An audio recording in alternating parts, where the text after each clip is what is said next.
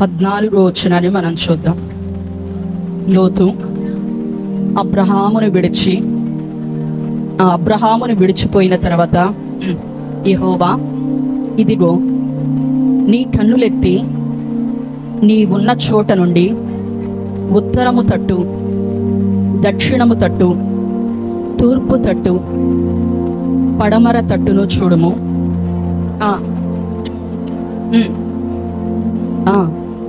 నీకును నీ సంతానమునకును సదాకాలము ఇచ్చేదను, మరియు నీ సంతానమును భూమి మీద నుండి రేణువుల వలె విస్తరింపజేసేదను.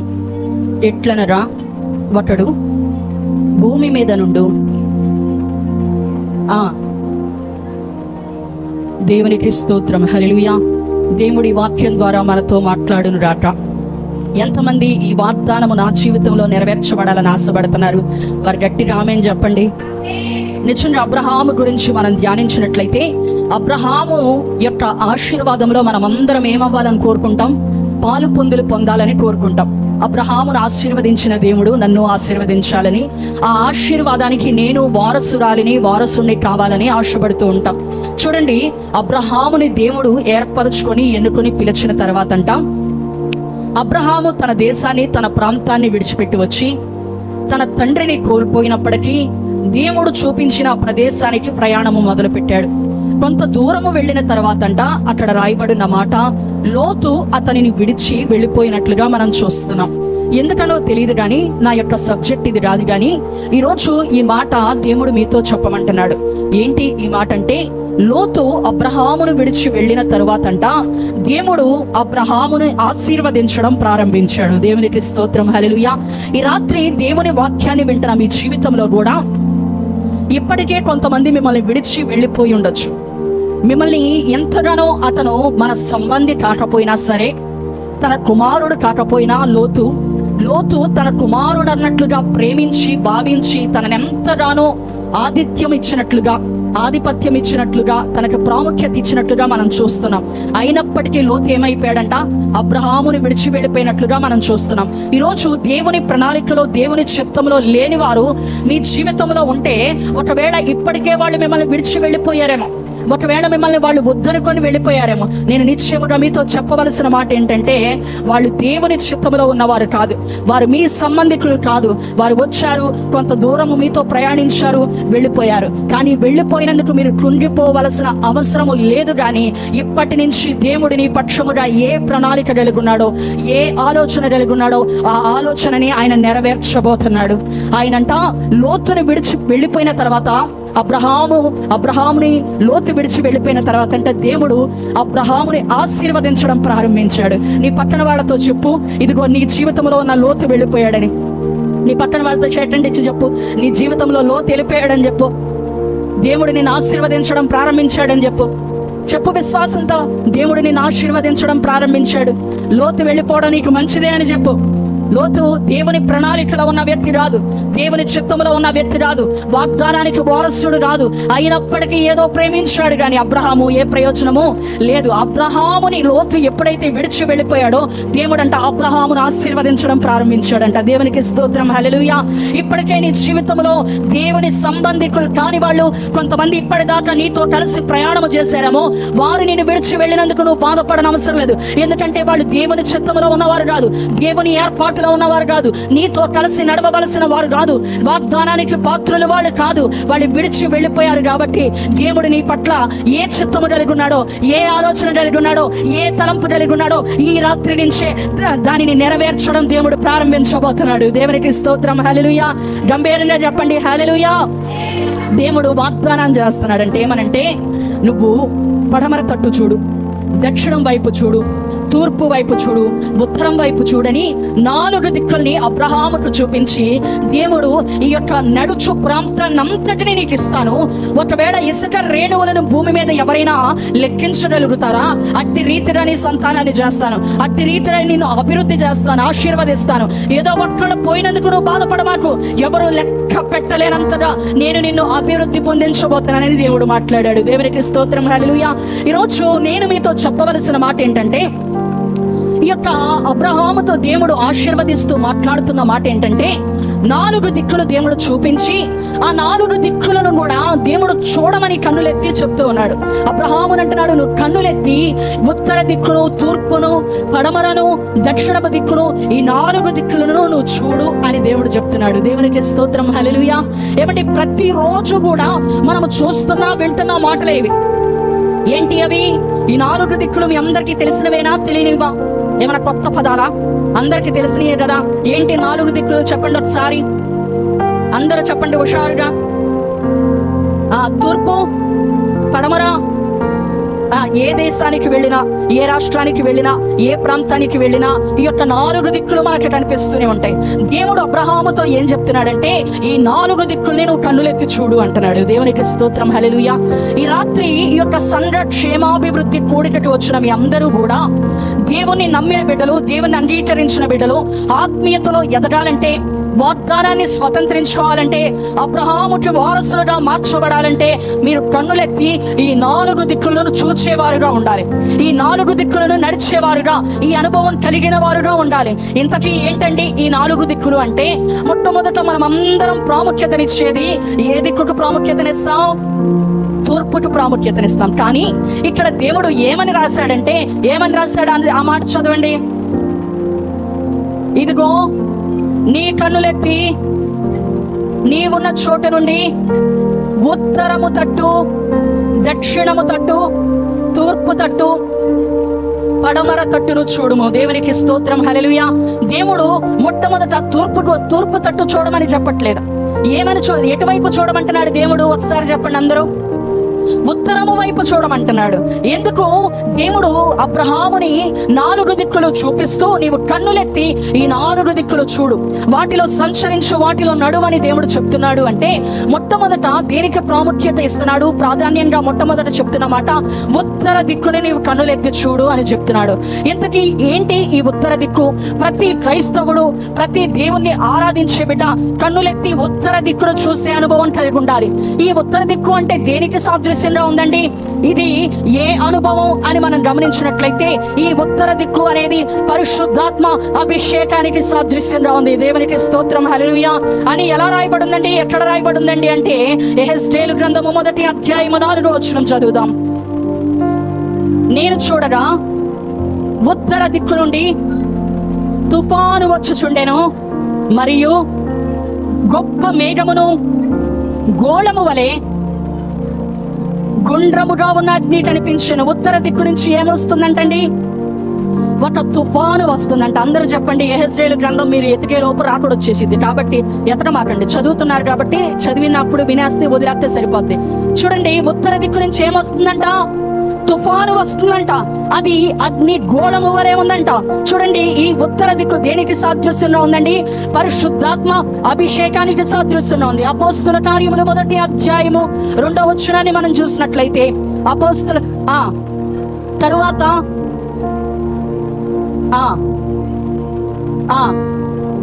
1వ అధ్యాయం 2వ వచనం.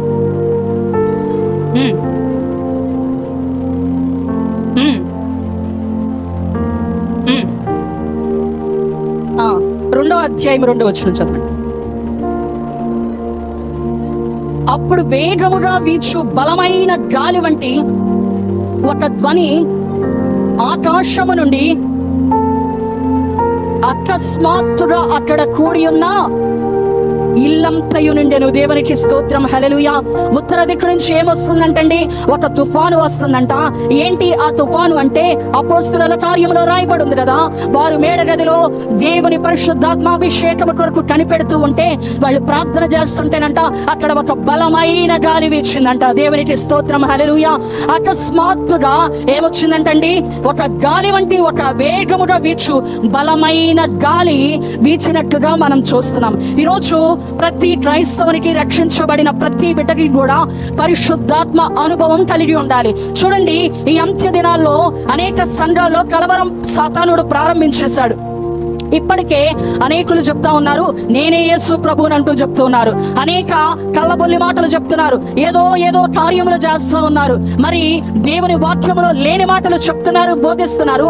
సంఘాన్ని మరి యొక్క వాక్యాన్ని వక్రీకరించి దేవుని బిడ్డల్ని, సంఘాన్ని కలవరపరిచేస్తున్న దినాల్లో మనం ఉన్నాము. మరి అది దేవుని వాక్యమో కాదో ఎలా గ్రహించగలుగుతామంటే, పరిశుద్ధాత్మ అభిషేకము నీ మీద ఉంటేనే, ఆ అభిషేకము నీ మీద ప్రవహిస్తుంటేనే, నీవు నింపబడి ఉంటేనే, ఇదిగో ఎవరు దేవుని చేత నింపబడిన వారు, ఎవరు దేవుని చేత నింపబడని వారని నువ్వు గ్రహించగలుగుతావు.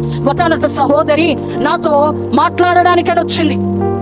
నేనున్న హోటల్ గదిలోకి వచ్చి ప్రార్థన చేయించుకోవడానికి వచ్చి ఆమె చెప్పడం ప్రారంభించింది, నేను కూడా బహు ప్రార్థనా పరురాలండి, అనేక ప్రాంతాలకు వెళ్ళి దేవుని గురించి మాటలు చెప్తా ఉంటాను అంది. చాలా సంతోషం అమ్మా అన్నాను. అయితే ఆమె ఏం చేసిందంటే, ప్రార్థన చేపించుకోవడానికి వచ్చిన వ్యక్తి సడన్ గా ప్రార్థన చేస్తున్నట్లుగా బిగ్గరగా అరవడం ప్రారంభించింది. ఏమని అరుస్తుందంటే, దేవుడు నిన్ను పురుషుల మీద తలగా నిలబెట్టి వాడుకోబోతున్నాడు అని ప్రవచనం చెప్పడం ప్రారంభించింది. ఎక్కడ నిలబెట్టి వాడుకుంటున్నాడంట? ఎక్కడండి? పురుషుల మీద తలగా నిలబెట్టి వాడుకుంటున్నాడని. వెంటనే నాకు పరిశుద్ధాత్మ అభిషేకంతో నింపబడిన వారు నా దగ్గరకు వచ్చినా, వాడు నాతో మాట్లాడినా నాకు తెలియని గూస్ బంప్స్ వచ్చేస్తాయి. నా రోమాలు నిట్టబడుచుకొని, ఒకవేళ వైఫైకి ఆల్రెడీ మనం కనెక్ట్ అయి ఉంటే కనుక మనం దగ్గరికి వెళ్ళగానే, ఆ ఫోన్ దగ్గరికి వెళ్ళగానే ఎలాగ ఆటోమేటిక్ గా కనెక్ట్ అయిపోయిందో, పరిశుద్ధాత్మతో నింపబడిన వారు కనుక నాకు సమీపంగా వస్తే వీళ్ళ ఆత్మతో నింపబడిన వారని నాకు అర్థమవుతూ ఉంటుంది. ఈమె ఏమని ప్రవచనం చెప్తుందంటే, పురుషుల మీద దేవుడు నేను తలగా నిలబెట్టి వాడుకోబోతున్నాడని నాకు ప్రవచనం చెప్పడం ప్రారంభించింది. నేను వెంటనే ఆత్మలో, దేవుని ఆత్మతో నింపబడి ఆమెను గద్దించడం ప్రారంభించాను. పైకి అరవట్లేదు కానీ దేవుని యొక్క ఆత్మతో ఆ దుష్టుని తరిమి కొట్టడం ప్రారంభించాను. దేవునికి స్తోత్రం, హల్లెలూయా. ఆమె చెప్తుంది, దేవుని ప్రవచనమే కదండి అంటే, దేవుడు పురుషుడిని తలగా నిలబెట్టాడు కానీ నన్నంట సాతానుడు ఏం చేయాలనుకుంటున్నాడంట, పురుషులకే తలగా నిలబెట్టాలనుకుంటున్నాడంట. అంటే దేవుని వాక్యాన్ని ఏమేం చేస్తుంది? వక్రీకరించేస్తుంది. నా ప్రియ దేవుని సంగమా, నువ్వు యేసు ప్రభువే నిజమైన దేవుడని నమ్ముకున్నావు, బాప్తిసం పొందుకున్నావు, చాలా సంతోషము, చాలా మంచిది. కానీ క్రైస్తవుని భక్తి ఎక్కడ ప్రారంభం అవ్వాలంటే, ఉత్తర దిక్కునకి తేరు చూసేవారుగా ఉండాలి. ఏముంది ఉత్తర దిక్కునంటే, వీస్తున్న బలమైన గాలి ఉత్తర దిక్కు నుంచి ప్రయాణమై రాబోతుంది. ఒక తుఫాను ఉత్తర దిక్కు నుంచి రాబోతుంది. ఈరోజు సంఘ క్షేమాభివృద్ధి కూడికలో కూడి ఉన్న మీ అందరి మీదకు కూడా ఒక బలమైన గాలి వీచబోతున్నది. ఎందుకంటే ఈ అంత్య దినాల్లో అందరి మీద ఆత్మను కుమ్మరిస్తానని సెలవిచ్చిన దేవుడు ఒక తుఫానుని ఇక్కడ రప్పింప చేయబోతున్నాడు. ఈ గదిలో ఒక బలమైన గాలి వీచబోతుంది. ఏంటి ఆ బలమైన గాలి అంటే, అది పరిశుద్ధాత్మ అభిషేకానికి సాదృశ్యమై ఉన్నది. దేవునికి స్తోత్రం, హల్లెలూయా. ఎక్కడ ఏ అనుభవం కలిగి ఉండాలంట? మనం అందరం ఉత్తర దిక్కు వైపు తేరి చూచే అనుభవం. ఏముంది ఉత్తర దిక్కులు అంటే, ఉత్తర దిక్కు నుంచి ఒక తుఫాను రాబోతుందంట. ఏమిటి ఆ తుఫాను అంటే, ఏమిటి ఆ బలమైన గాలంటే, అది పరిశుద్ధాత్మ అగ్ని అభిషేకమై ఉన్నది. చప్పట్ల కొట్టి దేవుని నామాన్ని మహింపరుద్దాం. హల్లెలూయా, హల్లెలూయా. చక్కగా దేవుణ్ణి స్తుతిస్తూ మీరు చప్పట్లు కొడుతుంటేనే ఆ గాలి ఇప్పటికే మన మధ్యలో సంచరిస్తుంది, ఇప్పటికే మన మధ్యలో వీస్తూ ఉంది. ఇదిగో ఈ పరిశుద్ధాత్మాగ్ని అభిషేకము నీ మీద లేకపోతే గనక నువ్వు ఎత్తబడలేవు. దహించు అగ్నితో నిత్యము సహవాసము కలిగి ఉండాలంటే, నీవు అగ్ని వలె మార్చబడపోతే, ఆ అగ్నితో నువ్వు నింపబడపోతే గనక ఎత్తబడలేవు. నీ దేహము విమోచించబడదు. ఆ అగ్ని అయ్యున్న దేవుని నువ్వు ఎదుర్కోవాలంటే నీవు కూడా ఒక అగ్ని కణిక వలె మారిపోవాలి. అందుకే అబ్రహాముతో దేవుడు చెప్తున్నాడు, నువ్వు ఉత్తర దిక్కు వైపు కన్నులెత్తు చూడమని. నా ప్రియ దేవుని సంగమా, ఎవరైతే యేసు ప్రభుని ఆరాధిస్తున్నారో వారు ఏ అనుభవం కలిగి ఉండాలంట? ఉత్తర దిక్కుకి కన్నులెత్తి చూచేవారుగా ఉండాలి. దేవునికి స్తోత్రం, హల్లెలూయా. ఉత్తర దిక్కున ఏముందండి అంటే, ఏముందంట? అక్కడ తుఫాను ఉత్తర దిక్కు నుంచి వస్తుంది. మరి చూసినట్లయితే ఒక బలమైన గాలి వీచినట్లుగా మనం చూస్తాం. ఈరోజు దేవుని సన్నిధిలో ఉన్న మన మధ్యలో కూడా అదే బలమైన గాలి వీచుతూ ఉన్నది. అదే తుఫాను ఇక్కడ రాబోతుంది. ఎందుకంటే అందరినీ ఆయన ఏం చేయబోతున్నాడు? ఆత్మతో నింపబోతున్నాడు. దేవునికి స్తోత్రం, హల్లెలూయా. మొట్టమొదటిగా ఉత్తర దిక్కులో ఏముందండి అంటే, పరిశుద్ధాత్మ అభిషేకం ఉన్నట్లుగా మనం చూస్తున్నాము. రెండవదిగా కీర్తన 48వ కీర్తన 2వ వచనం చూద్దాము. ఉత్తర దిక్కులో ఉన్న ఇంకొక అనుభవం. ఉత్తర దిక్కున మహారాజు పట్టణమైన సియోను పర్వతము రమ్యమైన ఎత్తుగల చోట నుంచబడి సర్వభూమికి సంతోషకరముగా ఉన్నది. దేవునికి స్తోత్రం, హల్లెలూయా.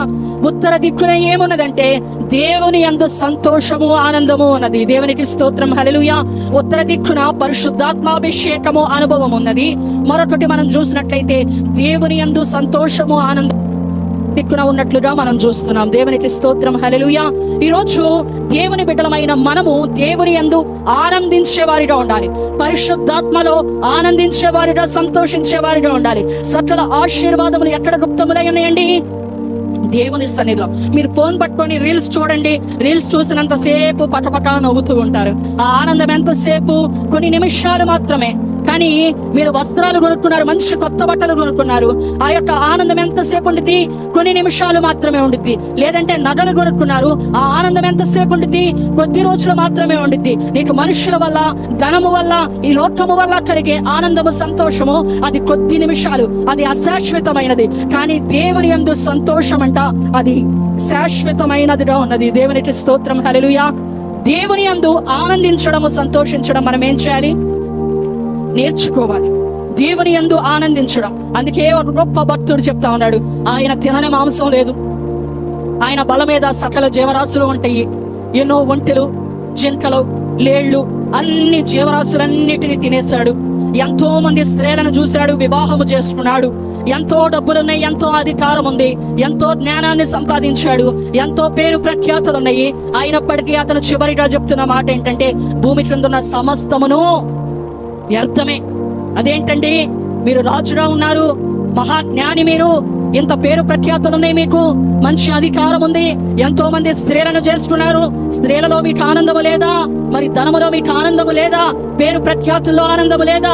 అధికారములో ఆనందము లేదంటే వీటన్నిటిని అనుభవించిన భక్తుడు చెప్తున్నాడు, సమస్తమును ఏమై ఉన్నాయంట? వ్యర్థమై ఉన్నాయి. ఈ లోకములో మీరు దేని యందు సంతోషించినా కూడా అది ఎంతకాలము? అశాశ్వతమైనది, కొంతకాలమే. కానీ దేవుని యందు సంతోషించినట్లయితే, దేవుని యందు ఆనందించినట్లయితే అది శాశ్వతమైన ఆనందంగా ఉన్నది. దేవునికి స్తోత్రం, హల్లెలూయా. అందుకే ఆరాధించేటప్పుడు ఏం చెప్తాం మనం? నిన్ను స్తుతించి, ఏమవుతుందంట? స్తుతించి ఆనందిస్తే, ఆరాధిస్తుంటే చింతలో మరిచిపోతామంట. ఆయన సన్నిధిలో స్తుతించి ఆరాధిస్తా ఉంటే మన చింతలన్నీ కూడా మరిచిపోతాం. దేవుని యొక్క పరిశుద్ధాత్మ అభిషేకం కొరకు సంఘము కనిపెట్టవలసిన రోజులు. నేను మంచిగా నా ప్రవర్తన అంటే ఉద్యోగము చేస్తున్నప్పుడు కానీ ఏ ఒక్క పొరపాటు నాకు చేసి నేను ఎరగను, నాకు తెలియదు నేను ఏ పొరపాటు చేసినట్లు. నా మట్టుకు నేను చాలా భక్తి పర్రాలని. ఎందుకంటే ఒక సినిమా నేను చూసి ఎరగను. నేను హాస్పిటల్ ఫీల్డ్ లో ఉన్నా కూడా సరదాగా చెప్పుకోవడానికి కూడా ఏదో ప్రేమ వ్యవహారాలు నడిపిన పాపానికి పోలేదు. ఏ కార్యక్రమాలకి, ఏ విందులకి, ఏ వినోదాలకి నేను వెళ్ళింది లేదు.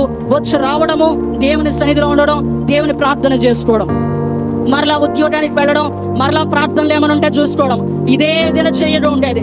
ఎవరన్నా ఏదన్నా నీ పాపాలు ఒప్పుకో అంటే నాలో తెలియని రోషం, తెలియని కోపం, నేనెంత రోషంగా బ్రతుకుతున్నాను, నేనెంత నీతి మంత్రాలను, నేను పొరపాటును కూడా ఇంత తప్పు చేయాల. మరలా ఏమని ఛాలెంజ్ ఇస్తలేదని అంటే, నాలో ఎవరైనా సరే ఎంత తప్పు ఎంచగలిగితే కనుక మీరేం చెప్తే అది చేస్తాననేది. అంత రోషంగా బ్రతుకుతా ఉంటే దేవుడు ఒకనొక రోజు నన్ను దర్శించి సేవకు పిలిస్తే నా ఉద్యోగాన్ని విడిచిపెట్టి దేవుని సేవకు వచ్చేసాను. సేవకు వచ్చేసిన తర్వాత ఏం చేయాలో తెలియదు, వాక్యం అంటే ఏంటో తెలియదు. ఒక హిందువుల కుటుంబంలో నుంచి ప్రభువుని నమ్ముకున్నాము, ఒక వాక్యము జ్ఞానము లేదు, స్త్రీ బోధించాలో బోధించకూడదో తెలియదు. ఏం చేయాలి? దేవుని పరిచర్య అంటే దేవుడు రమ్మన్నాడు, వచ్చేసాను. మరి ఇప్పుడు నేను ఏం చేయాలి? దేవుడు వాక్యాన్ని ప్రకటించాలా? అది నాకు రాదు. స్త్రీ ఒకవేళ ప్రసంగించకూడదేమో కదా, నేనేం చేయాలి? అసలు దేవుడు పని అన్నాడు, వచ్చేసాను, ఏం చేయాలి అంటే మా అమ్మగారు నాతో చెప్పారు. ఏమనంటే, దేవుడు పిలిచాడు, నువ్వు వచ్చావు, మంచిదే, కానీ నువ్వు 7 రోజులు ఉపవాసం ఉండి పరిశుద్ధాత్మ కొరకు కనిపెట్టి ప్రార్థన చెయ్యి. పరిశుద్ధాత్మ నీ మీదకి వస్తే నువ్వేం చేయాలో, ఎటు వెళ్ళాలో, ఏమి బోధించాలో దేవుడే నీతో మాట్లాడతాడని చెప్పింది. చెప్తే నేను అప్పుడు 7 రోజులు ఉపవాసము ప్రతిష్ఠించుకొని దేవుని సన్నిధిలో ఉండి ప్రార్థన చేస్తా ఉన్నాను. అమ్మని అడిగాను, అమ్మా ఏమని ప్రార్థన చేయాలి? పరిశుద్ధాత్మతో నేను నింపబడాలంటే ఏంటి, నేను ఎలా ప్రార్థన చేయాలంటే, నాతో మా అమ్మ చెప్పిన మొట్టమొదటి మాట ఏమనంటే, నీ పాపాలను నువ్వు ఒప్పుకొని దేవుడు నిన్ను కడిగినట్లు చూపిస్తేనే గాని నువ్వు పరిశుద్ధాత్మతో నింపబడవని. చూడండి, ఇప్పటిదాకా ఒక దైవజనురాలి కుమార్తెని నేను పుట్టిన మొదలుకొని కూడా ఒక దేవుని సన్నిధిలో పెరుగుతూ వచ్చాను, దేవుని సేవలో పెరుగుతూ వచ్చాను. నన్ను అంటుంది మా అమ్మ, నీ పాపాలను ఒప్పుకోవాలి, దేవుడు నేను కడిగినట్లు చూపించాలి. చూడండి, దేవుడు నన్ను సమర్పణలోని తీసుకొచ్చాడు, సేవలోనికి తీసుకొచ్చాడు. ఒక మరి విశ్వాసిగా కొనసాగడమే ఒక గొప్ప విషయం అయితే, రక్షణ పొందుకోవడమే గొప్ప విషయం అయితే, ఒక దైవజనురాలి కుమార్తెగా నేను ఆరాధన చేస్తూ దేవుని సన్నిధిలో పెరిగిన వ్యక్తిని. దైవజనురాలి కుమార్తెగా పెరగడమే గొప్ప విషయం అంటే, దేవుడు పరిపూర్ణంగా పరిచర్యకు పిలిస్తే లోబడి ఉద్యోగాన్ని విడిచిపెట్టి వచ్చేసిన స్థాయికి వచ్చాను. ఆ ఒక్క దేవుని పరిచర్యకు వచ్చే, దేవుని సేవకురాలుగా వచ్చేయడం అంటేనే ఆత్మీయతలో ఉన్నతం ఎక్కినట్లే కదా. దేవుని పరిచర్యకు రావడమే కాదు, వివాహము చేసుకోకుండా సమర్పించుకొని పరిపూర్ణంగా దేవుని సేవ చేసే యొక్క పిలుపును దేవుడు నాకు ఇస్తే, ఆ పిలుపుకు లోబడి నేను దేవుని పరిచర్యకు వచ్చేసాను. చూడండి, నా యొక్క కుటుంబము పుట్టిన మొదలుకొని క్రైస్తవురాలుగా పెరిగిన దాన్ని, దేవుని సేవలో దేవుని పరిచర్యలో పెరిగిన దాన్ని, దైవజనుల చేతి కింద పెరిగిన దాన్ని. అంత మాత్రమే కాదు, దేవుని సేవకు లోబడి వచ్చిన వ్యక్తిని. అంత మాత్రమే కాదు, ఒక శ్రేష్టమైన తలంపు, ఒక భాగ్యం ఏంటంటే సమర్పించుకొని ప్రభు చేసే భాగ్య, సేవ చేసే భాగ్యాన్ని దేవుడు ఇచ్చాడు. ఇప్పుడు సమర్పణలోకి వచ్చేసాక, సేవలోకి వచ్చేసాక, రక్షించబడి ఎన్నో సంవత్సరాలు అయ్యాక నా తల్లి నాతో చెప్తున్న మాట ఏంటంటే, దేవుడు నేను క్షమించానని చెప్పాలి, నీ పాపాలను ఒప్పుకోవాలి, దేవుడు నేను కడిగినట్లు చూపించాలి. అంటే నేనేం పాపాలు చేశానమ్మా అని అడిగాను. అడిగితే పుట్టుకతోనే ప్రతి ఒక్కరు కూడా పాపే అయి ఉన్నారు. అందుకే దావీదు భక్తుడు అంటాడు, నా తల్లి నన్ను ఎక్కడ కనింది, పాపములోనే కని ఉన్నదని దావీదు భక్తుడు అంటున్నాడు. ఆయన పుట్టినది మొదలు నేను పాపినని ఒప్పుకుంటున్నాడు. కాబట్టి నీవు కూడా నువ్వు ఒప్పుకొని నీ అంతరంగాన్ని దేవుడు చూపిస్తేనే నువ్వు దేవుని అభిషేకంతో నింపబడతావమ్మా. అంటే ఆ రోజు 7 రోజులు ఉపవాస ప్రార్థనలో ఉండి ప్రార్థన చేస్తున్నాను. దేవుడు నాలో పశ్చాత్తాపము కలిగించిన కొలది దేవుని సన్నిధిలో మోకరించి ఏడుస్తూ కన్నీరు రారుస్తున్నాను. ప్రభువా, నన్ను క్షమించు, నా పాపములు కడిగినట్లు మీరు చూపించండి, ఇదిగో నీ సన్నిధిలో నేను ఒప్పుకుంటున్నాను, నన్ను పరిశుద్ధపరచండి, నన్ను స్వీకరించండి అని ఏడుస్తూ ఉంటుంటే మోకాళ్ళ మీద ఉన్న నాకు ఒక దర్శనం కలగడం ప్రారంభించింది. ఏంటి ఆ దర్శనం అంటే, ఫైర్ ఇంజిన్ అప్పుడు వస్తా ఉండేది కదా, ఒక పెద్ద లారీ లాంటిది వస్తుంది వాటర్ ట్యాంక్ తో. ఆ ఫైర్ ఇంజిన్ లో ఉన్న వాటర్ తో నన్ను దేవుడు ఏం చేస్తున్నాడంటే, ఆ వాటర్ తో నా మీద కొడతా ఉంటుంటే నాలో వెంట్రుకలో ఉన్నది కూడా సమస్తము ఎంతో క్లీన్ గా అయిపోయినట్టుగా, నీట్ గా అయిపోయినట్లుగా, ఆ యొక్క నీటితో నన్ను కడిగినట్లుగా దేవుడు చూపించాడు. దేవునికి స్తోత్రం, హల్లెలూయా. ఆ యొక్క దేవుడు ఎప్పుడైతే ఆ దర్శనాన్ని నాకు చూపించాడో, మా అమ్మంది దేవుడు నేను పరిశుద్ధపరిచానని, నీ పాపములు కడిగానని చూపించాడు. కాబట్టి ఇప్పుడు నువ్వు పరిశుద్ధాత్మాభిషేకం కొరకు ప్రార్థన చేయి. ప్రభువా, నన్ను నింపు, నీ అగ్నితో నన్ను నింపు, నీ అభిషేకము నాకు కావాలని పరిశుద్ధాత్మ కొరకు కనిపెట్టమని చెప్పినప్పుడు నేను పరిశుద్ధాత్మాభిషేకము కొరకు కనిపెడుతూ ఉన్నాను. చూడండి, కొద్దిగా పరిశుద్ధాత్మతో నింపబడుతున్నాను కానీ దర్శనాలు చూడగలుగుతున్నాను. కళ్ళు మూసుకుంటే ఎదురుగా ఎవరు వచ్చారో, ఎందుకు వచ్చారో, వారి అంతరంగం ఏంటో, వారు ఏ పరిస్థితిలో ఉన్నారో దేవుడు వివరంగా చూపించడం ప్రారంభించాడు. ఆయన స్వరాన్ని వింటున్నాను, దర్శనాన్ని చూస్తున్నానే గాని పరిశుద్ధాత్మతో నింపబడుతున్నానే గాని పరిపూర్ణంగా నింపబడట్లేదు, అన్య భాషలు మాట్లాడట్లేదు, దేవుని దేవదూతల భాషలు మాట్లాడట్లేదు.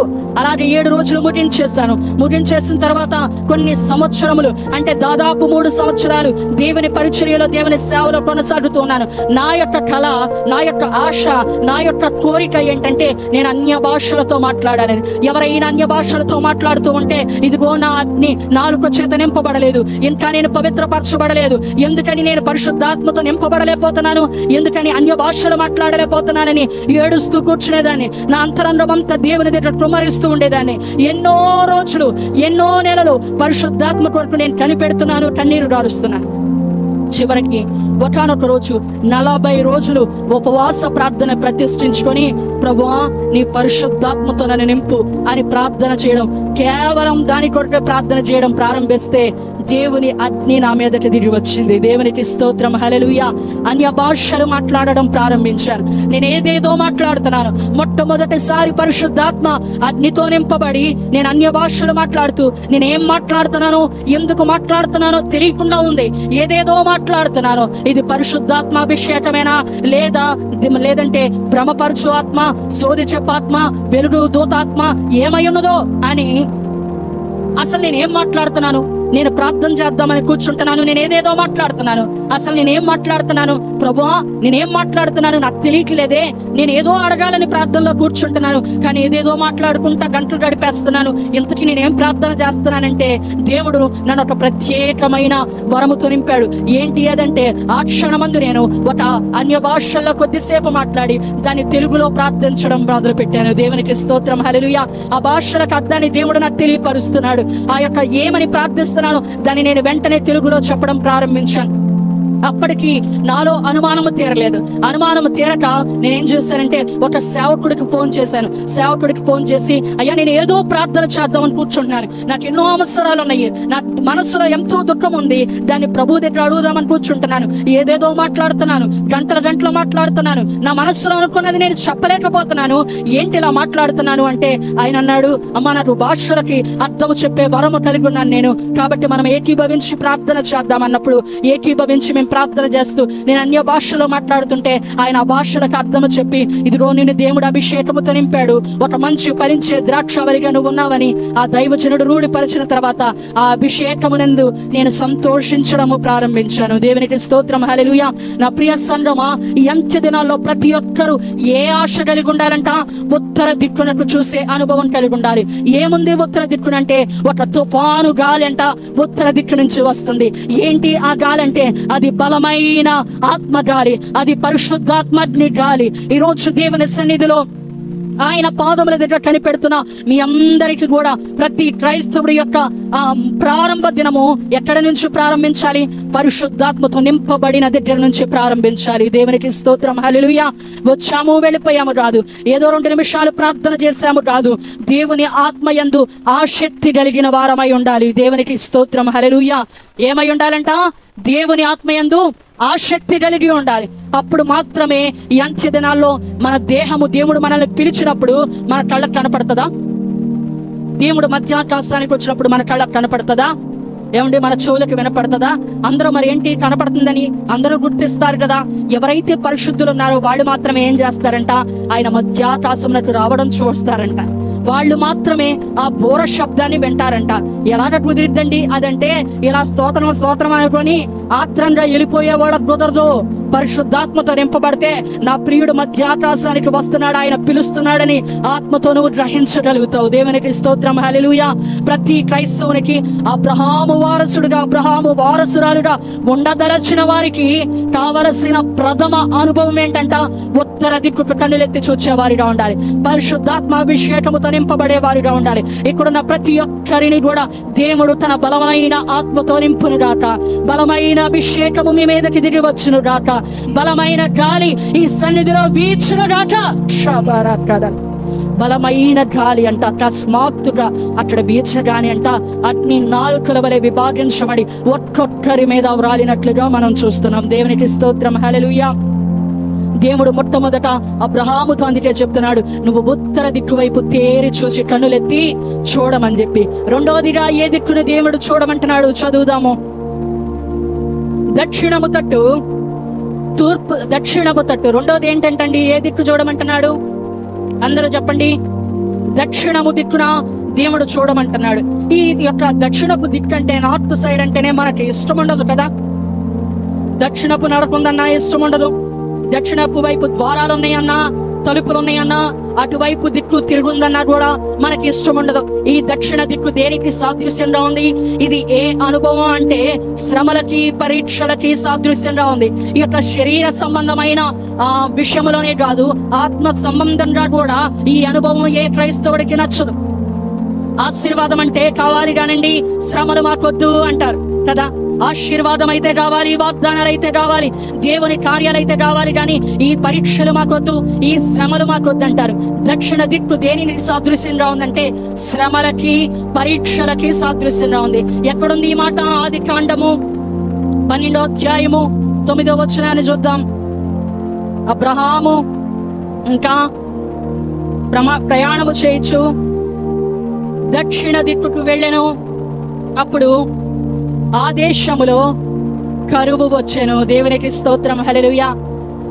అబ్రహాము దక్షిణ దిక్కుకు వెళ్ళగానే ఏమొచ్చిందంట? అందరూ చెప్పండి. ఉత్తర దిక్కు దేనికి సాదృశ్యంగా ఉందండి? ఏ అనుభవానికి సాదృశ్యంగా ఉంది? అందరూ చెప్పండి, వినపడాలి నాకు. పరిశుద్ధాత్మకి సాదృశ్యంగా ఉంది. మరి ఈ యొక్క దక్షిణ దిక్కు దేనికి సాదృశ్యంగా ఉంది? శ్రమలకి, పరీక్షలకి. చూడండి, అబ్రహాము దక్షిణ దిక్కుకు రాగానే అంట అక్కడ కరువు ప్రారంభించబడిందంట. అంత మాత్రమే కాదు, ఏమైందంటే ఐగుప్తు రాజు ఫరో ఏం చేశాడంటే తన భార్య అయిన శారాని తీసుకొని వెళ్ళినట్లుగా మనం చూస్తున్నాము. అతను తీసుకొని వెళ్ళిపోతే చూడండి, అబ్రహాముతో ఎవ్వరూ లేరు. తన భార్యనే, తన సాటి అయిన సహకారే తనతో ఉన్నది. ఇప్పుడు ఎవ్వరు అబ్రహాము పక్కన లేరు. ఏదన్నా పంచుకోవాలంటే పిల్లలు లేరు. ఏదన్నా సంతోషమైన దుఃఖమైన చెప్పుకోవడానికి ఎవరున్నారు? ఇప్పుడు తన భార్య అయినా శారా మాత్రమే ఉన్నది. ఇప్పుడు ఆ శారాని కూడా ఎవరు తీసుకెళ్ళిపోయారంట? ఐగుప్తు రాజు అయిన ఫరో తీసుకెళ్ళిపోయాడు. చూడండి తన పరిస్థితి ఎలా ఉండిద్దో, భయంకరమైన కరువు. అంత మాత్రమే కాదు, తన భార్యను ఒక దేశ రాజు తీసుకొని వెళ్ళిపోయాడు. తన భార్యని తీసుకెళ్ళిపోవడం అంటే ఆ అనుభవం మీకు అర్థమవుతుందో లేదో కానీ ఒక వ్యక్తి ఎంతగా కృంగిపోతాడో చూడండి. తన భార్యని రాజు తీసుకెళ్ళిపోతే ఎదిరించగలిగిన శక్తి లేదు, సామర్థ్యము లేదు, ఎదురు మాట్లాడే పరిస్థితులు లేవు. ఏం చేయగలడో? పోనీ ఏమన్నా దేవుడు వచ్చి చెప్తున్నాడా, నువ్వేం భయపడ మాకు, ఎలా వెళ్ళిందో శారా నేను అలా తీసుకొస్తానని చెప్తున్నాడా? అక్కడ అబ్రహాముని దేవుడు శ్రమల గుండా అనుమతించినట్లుగా, పరీక్షించినట్లుగా మనం చూస్తున్నాం. నా ప్రియ దేవుని సంగమా, ప్రతి ఒక్క క్రైస్తవులకు కూడా పరిశుద్ధాత్మ అభిషేకము ఎంత ముఖ్యమో, రెండోది ఈ శ్రమలు, పరీక్షలు దేవుడు అనుమతించినప్పుడు వాటిని స్వీకరించడం కూడా అంతే ప్రాముఖ్యము. ఎందుకు ఈ శ్రమలు, ఈ పరీక్షలు? ఒకవేళ ఈ రాత్రి దేవుని వాక్యాన్ని వింటున్న నీ జీవితంలో ఇప్పటికే శ్రమలు అనుమతించబడినాయేమో, దేవుడు ఒకవేళ నిన్ను పరీక్షిస్తున్నాడేమో, ప్రార్థన చేసినా నెరవేర్పు రావట్లేదేమో, కన్నీరు రారుస్తున్నావు, ఒంటరితనాన్ని అనుభవిస్తున్నావేమో.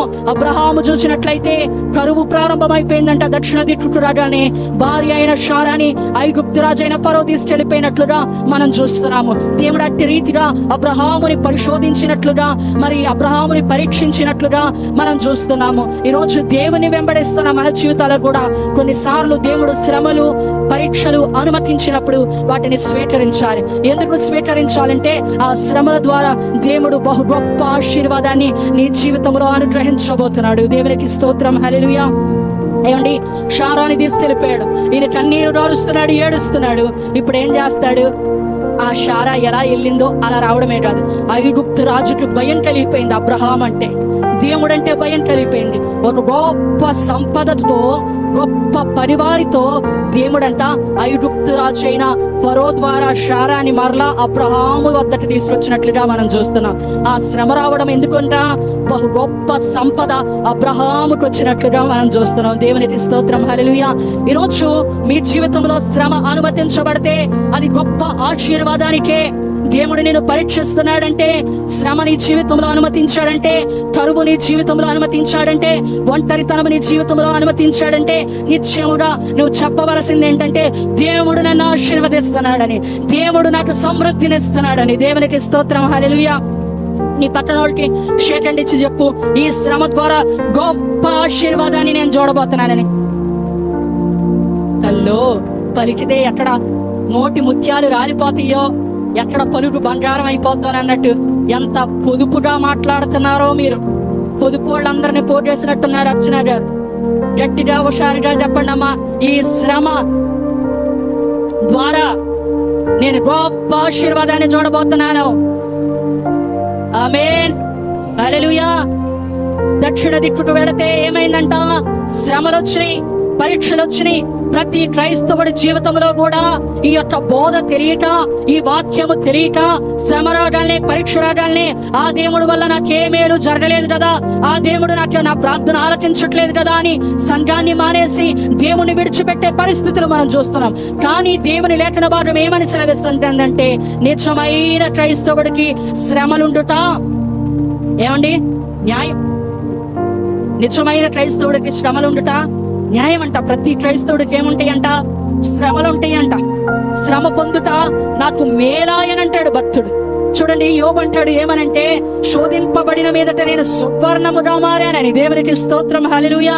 శోధించబడిన మీదట ఎలా మారిపోయాడంట? సువర్ణంగా మారిపోయాడంట. ఇప్పటికే నీ జీవితంలో దేవుడు నేను పరిశోధిస్తున్నాడు.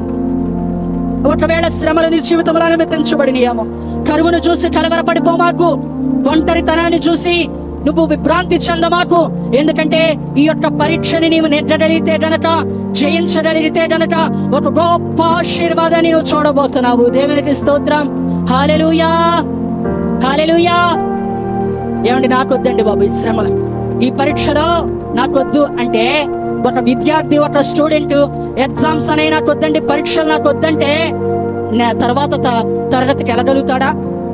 నెక్స్ట్ క్లాస్ కి వెళ్ళగలుగుతాడా? మనం మంచిగా ఫీజులు కట్టేది ఎందుకు? వీడు మంచిగా ఎగ్జామ్స్ రాయాలని కదా. మరి ఎగ్జామ్స్ మాత్రం నేను రాయనండి, చదవమంటే ఎన్ని సంవత్సరాలన్నా చదువుతానంటే కుదిరిద్దా? నెక్స్ట్ క్లాస్ కి వెళ్ళగలుగుతారా? ఈ రోజు నువ్వు ఆత్మీయంగా అభివృద్ధి చెందాలంటే, చూడండి, సువర్ణముగా మార్చబడాలంటే, నీలో మలినము పోవాలంటే, నీలో ఉన్న మట్టి మషాణము, దేవునికి విరోధమైన ఆలోచనలు, తలంపులు, దేవునికి విరోధమైన రూపము పోయి దేవుడు కోరుకున్న శుద్ధ సువర్ణముగా నువ్వు మార్పు చెందాలంటే ఏమనుమతించబడాలి? దక్షిణ దిక్కుకు చూసే అనుభవం కలిగి ఉండాలి. దక్షిణ దిక్కు అనగా శ్రమలకి, పరీక్షలకి సాదృశ్యంగా ఉంది. పరీక్ష రాసిన విద్యార్థి ఏ విధంగా నెక్స్ట్ క్లాస్ కి ప్రమోట్ అవుతాడో, ఈ శ్రమ ద్వారా నువ్వు నెక్స్ట్ యొక్క రేంజ్ కి ప్రమోట్ అవ్వబోతున్నావు. దేవునికి స్తోత్రం. హల్లెలూయా. దక్షిణ దిక్కు చూడగాలని అంట, దక్షిణ దిక్కుకు వెళ్ళగాలని అంట కరువు అనుమతించబడింది. తన భార్యను ఫరో తీసుకుని వెళ్ళిపోయినట్లుగా మనం చూస్తున్నాం. కానీ అదే అధ్యాయంలో చివరికి వెళితే మనకు కనిపిస్తూ ఉండింది, ఒక గొప్ప సంపదతో శారా మరలా తిరిగి అబ్రహాము యొద్దకు వచ్చినట్లుగా. దేవునికి స్తోత్రం. హల్లెలూయా. ఈ యొక్క శ్రమ నీ జీవితంలో నీ యొక్క ఆత్మీయ అభివృద్ధికి, అంత మాత్రమే కాదు, నీ శరీర అభివృద్ధికి మేలై ఉన్నది. అందుకే ప్రతి క్రైస్తవుడు ఉత్తర దిక్కునున్న పరిశుద్ధాత్మ అభిషేకాన్ని పొందుకొని దాని యందు ఆనందించే అనుభవం కలిగి ఉండాలి. రెండవదిగా దక్షిణ దిక్కు ఉన్న శ్రమలు, పరీక్షల్ని కూడా భరించి దానిలో నెక్కి విజయాన్ని చూసి దేవుడిచ్చే ఆశీర్వాదాన్ని చూడగలిగే కృపని, అనుభవాన్ని కలిగి ఉండాలి. దేవునికి స్తోత్రం. హల్లెలూయా. మూడోది ఏంటంటే చదవండి, తూర్పు తట్టు. మనందరికి చాలా ఇష్టమైన దిక్కు కదా. ఏమండి, తూర్పు సైడ్ అయితే ఇళ్ళు మనకి ఇష్టం. తూర్పు ద్వారములంటే మనందరికి ఇష్టము. దేవుడు ఎందుకు తూర్పు వైపు రాయలేదని నేను ఆలోచిస్తా ఉన్నా. మొట్టమొదట ప్రతి క్రైస్తవుడికి పరిశుద్ధాత్మాభిషేకం అనేది చాలా ప్రాముఖ్యం. తర్వాత ఏం కావాలి? కొంచెం నమ్మిక పొందిన తర్వాత, రక్షణ పొందిన తర్వాత వచ్చేది ఏంటంటే శ్రమలు, పరీక్షలు. ఏంటోనండి, రక్షణ పొందానండి, దేవుల్లో వెదుగుతున్నాను, ఇప్పుడే నా జీవితంలో ఏమొచ్చేసినాయి? శ్రమలు వచ్చేసినాయి అనుకుంటారు. కలవరపడమాకు, నిలబడు, దేవుడు నిన్ను ఆశీర్వదించబోతున్నాడు. దేవునికి స్తోత్రం. హల్లెలూయా. తూర్పు దిక్కు అంటే దేనికి సాదృశ్యంగా ఉందంటే, ఇది పిలుపుకు సాదృశ్యంగా ఉంది. చూడండి, యెషయా గ్రంథము 41వ అధ్యాయము 2వ వచనాన్ని చూద్దాం.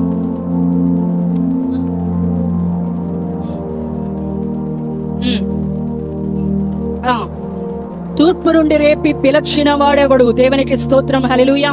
అందులోని 43వ అధ్యాయం 5వ వచనం చదువుదాం. భయపడకము. తూర్పు మాట చదువుదాం. తూర్పు నుండి సంతానమును తెప్పించేదను. దేవునికి స్తోత్రం. హల్లెలూయా. తూర్పు దిక్కు నుంచి ఏం చేస్తున్నాడంట? ఆయన పిలుస్తున్నట్లుగా 41వ అధ్యాయం 2వ వచనంలో మనం చూస్తున్నాం. ఇది దేనికి సాదృశ్యం అంటే, తూర్పు అనేది పిలుపుకు సాదృశ్యంగా ఉంది. ఇక్కడున్న మీరందరూ ఎవరు అంటే, యేసుక్రీస్తు ప్రభువుల వారి చేత పిలువబడిన వారు. దేవునికి స్తోత్రం. హల్లెలూయా. మీరు అనుకుంటున్నారు ఏదో ప్రార్థన పెట్టారు వెళ్ళాము. కాదు, దేవుడు నిన్ను పిలుచుకున్నాడు, దేవుడు నిన్ను ఏర్పరుచుకున్నాడు. నీ కుటుంబంలో, నీ బంధువుల, నీ ప్రాంతంలో అనేకులు ఉన్నప్పటికీ కూడా ఈ గొప్ప రక్షణ భాగ్యము నీకు దొరికిందంటే ఆయన నిన్ను పిలుచుకున్నాడు కాబట్టే, ఆయన నిన్ను ఆకర్షించుకున్నాడు కాబట్టే, ఆయన సన్నిధిలో నిలచి ఈ రోజు ఆయన అబ్బా, తండ్రి అని పిలవగలుగుతున్నావు. దేవునికి స్తోత్రం. హల్లెలూయా. తూర్పు దిక్కు అనుభవం అంటే పిలుపుకు సాదృశ్యంగా ఉంది. అంటే దేవుడు మనందరినీ ఏం చేశాడంట? పిలుచుకున్నాడు. దేని నిమిత్తమై పిలుచుకున్నాడు దేవుడు మనల్ని అని మనం గమనిస్తే చాలా విస్తారమైన మాటలు చెప్పొచ్చు, దేని నిమిత్తం దేవుడు మనల్ని పిలుచుకున్నాడు అనేది. కానీ 3 మాటలు నేను మీతో చెప్తాను. దేవుడు ఎందుకు మనల్ని పిలుచుకున్నాడంటే, సమాధానముగా ఉండుట నిమిత్తమై దేవుడు మనల్ని పిలుచుకున్నాడు. చూద్దాం ఆ మాట. 1 కొరింథీయులకు రాసిన పత్రిక 7వ అధ్యాయము 15వ వచనం.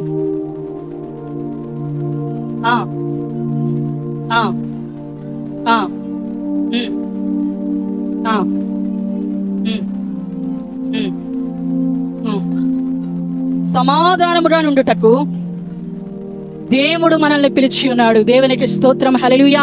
తూర్పు దిక్కు అంటే పిలుపుకు సాదృశ్యంగా ఉంది. ఈ పిలుపు దేని నిమిత్తమై దేవుడు మనల్ని పిలుచుకున్నాడంటే సమాధానముగా నుండుట కొరకై దేవుడు మనల్ని పిలుచుకున్నాడంట. యేసు ప్రభు వారు ఎందుకు ఈ భూలోకానికి రావాల్సి వచ్చిందంటే తండ్రికి మనకి సమాధానాన్ని ఏర్పరచడం నిమిత్తమై. దేవునితో మనం ఏం కలిగి ఉండాలి? 3 రకాలైన సమాధానాలు. దేవునితో మనము సమాధానము కలిగి ఉండాలి. దేవునితో మనం ఏం కలిగి ఉండాలి? మనలో మనకి సమాధానం ఉండాలి. మూడోదిగా మనం చూసినట్లయితే ఇతరులతో కూడా మనము సమాధానము కలిగి ఉండాలి. ఒకవేళ ఒంటరిగా ప్రార్థించే అనుభవం నీలో లేకపోతే గనక నీకు సమాధానం ఉండదు. కన్నీటి ప్రార్థన లేకపోతే దేవుడితో నీకు సంబంధం ఉండదు. కుటుంబ ప్రార్థన నీకు లేకపోతే గనక కుటుంబంలో నీకు సమాధానం ఉండదు. ఒకవేళ సమాధానం లేని పరిస్థితులు నీలో ఉన్నట్లయితే గనక సమాధానకర్త నీ వద్ద లేడని అర్థం. సమాధానకర్త నీ వద్ద ఉంటే గనక ఏమైంది? నీ దగ్గర సమాధానం ఉండిద్ది. దేవుడు ఎందుకు మనల్ని పిలిచాడంట? సమాధానముగా ఉండట కొరకు పిలిచాడు. దేవుడు వాక్యం మనతో మాట్లాడుతూ ఉండగా మన కుటుంబంలో సమాధానం ఉందా? ఇతరులతో మనం సమాధానం కలిగి ఉన్నామా? లేదా మనలో మనకి సమాధానం ఉందా? లేదంటే మన మాట మనమే వినని పరిస్థితిలో ఉన్నామా? ఈరోజు సమాధానకర్త అయిన దేవుడు మీ జీవితాల్లో, మీ కుటుంబాల్లో సమాధానము అనుగ్రహించును గాక.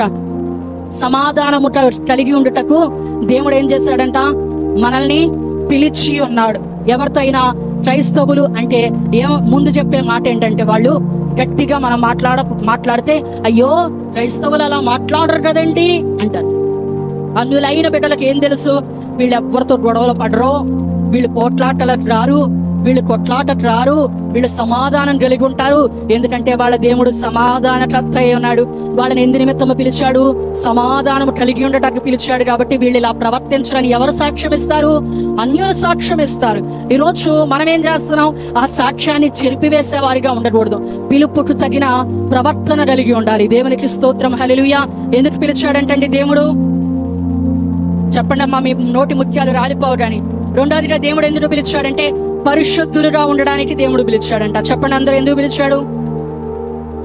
చెప్పారు అందరూ? 1 తెస్సలోనికీయులకు రాసిన పత్రిక 4వ అధ్యాయము 7-8 వచనాలు.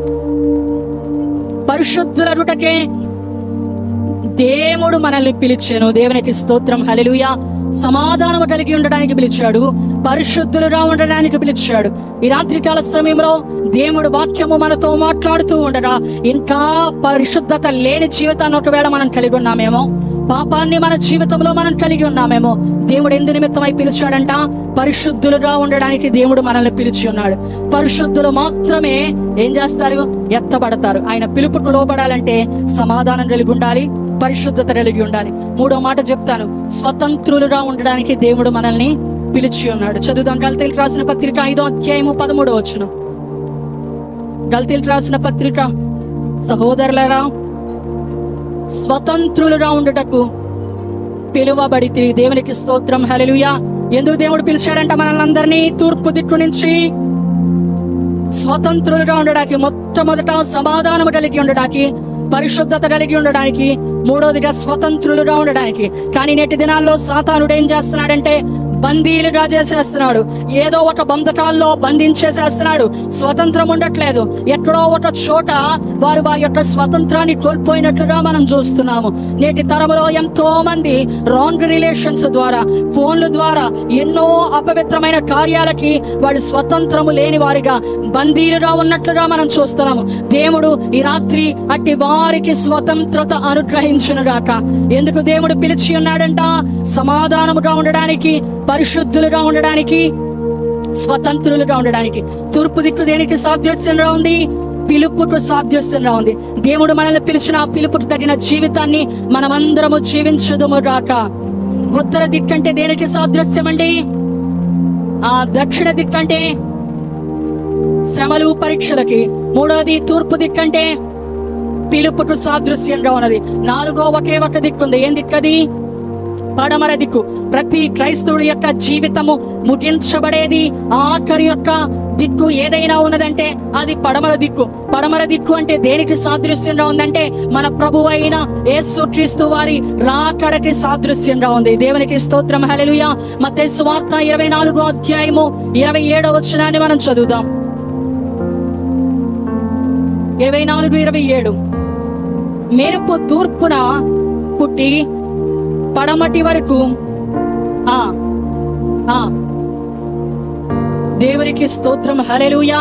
మెరుపు ఏ విధంగా తూర్పున పుట్టి పడమర వరకు ఎలాగ ఉండనో అలాగే మనుష్య కుమారుని రాకడ ఉండిద్దని. పడమర దిక్కు దేనికి సాదృశ్యంలో ఉంది?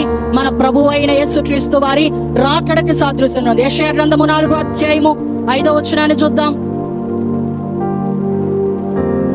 సియోను కొండలోని ప్రతి నివాస స్థలము మీదను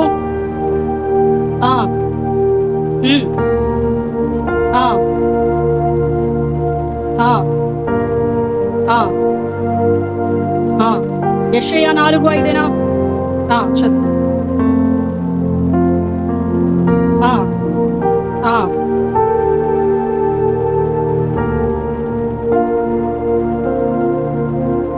దేవునికి స్తోత్రం. హల్లెలూయా.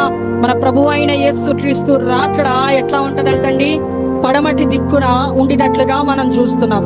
అలాగే ఈరోజు మనం దేవుని వాక్యాన్ని గమనించినట్లయితే గనక సియోను కొండలోని ప్రతి నివాస స్థలము దాని ఉత్సవ సంఘముల మీద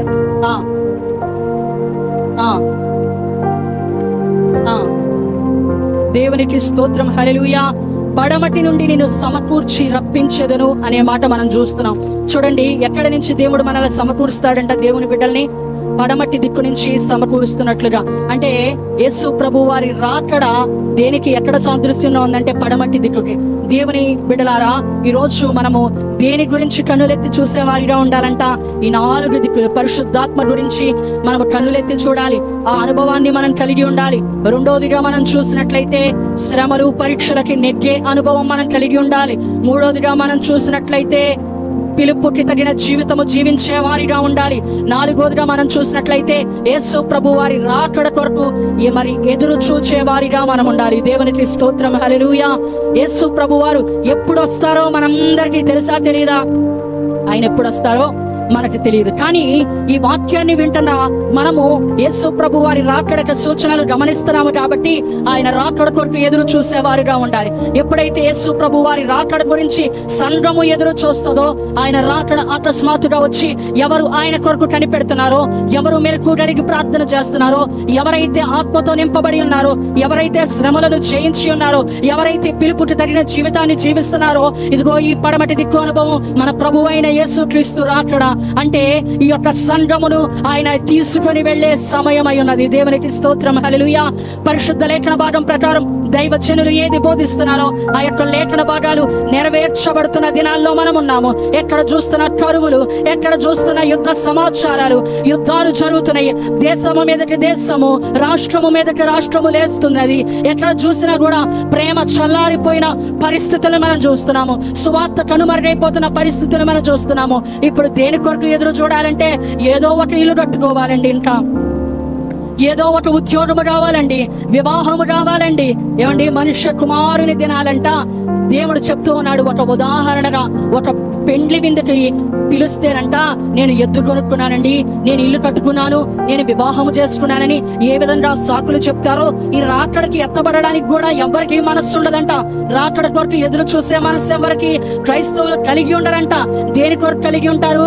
ఏదో కొనాలి, ఏదో చేయాలి, ఏదో సాధించాలి అనుకుంటున్నప్పుడు మన ప్రభు అయిన యేసుక్రీస్తు వారు మధ్యాకాశానికి వచ్చి ఎవరు ఆత్మతో నింపబడి ఉన్నారో, ఎవరు శ్రమలను జయించి ఉన్నారో, ఎవరు పిలుపుకి తగిన జీవితాన్ని జీవిస్తున్నారో వారిని తీసుకొని వెళ్ళిపోతాడు. దేవునికి స్తోత్రం. హల్లెలూయా. యేసు ప్రభు వారి రాకడ కొరకు కన్నులెత్తి ఎదురు చూసే వారిగా సంఘము సిద్ధపడాలి. ఆమేన్. హల్లెలూయా. హల్లెలూయా. దేని కొరకు ఎదురు చూస్తున్నాం? యేసయ్య రాకడ కొరకు ఎదురు చూసే బిడ్డలుగా మనం మారిపోవాలి. ఆయన ఎప్పుడు వస్తాడో రెప్పపాటున మారిపోవాలి. యేసయ్య చెంతకు మనం ఏమైపోవాలి?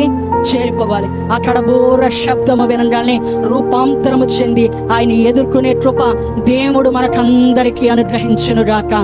ఎప్పుడైతే ఈ యొక్క మరి అనుభవాలు, ఈ 4 దిక్కుల అనుభవాల్ని మనం కలిగి ఉంటామో అప్పుడు అబ్రహాము వారసులుగా మార్చబడతాం.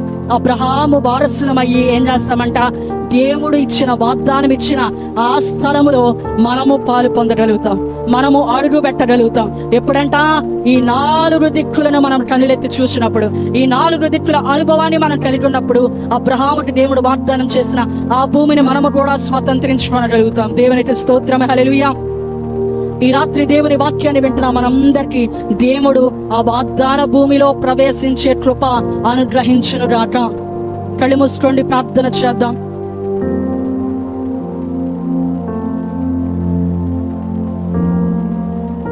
హల్లెలూయా, హల్లెలూయా, హల్లెలూయా. స్తోత్రం చేద్దాం అందరం ప్రార్థన. యేసువే స్తోత్రమయ్యా, స్తోత్రమయ్యా, స్తోత్రమయ్యా.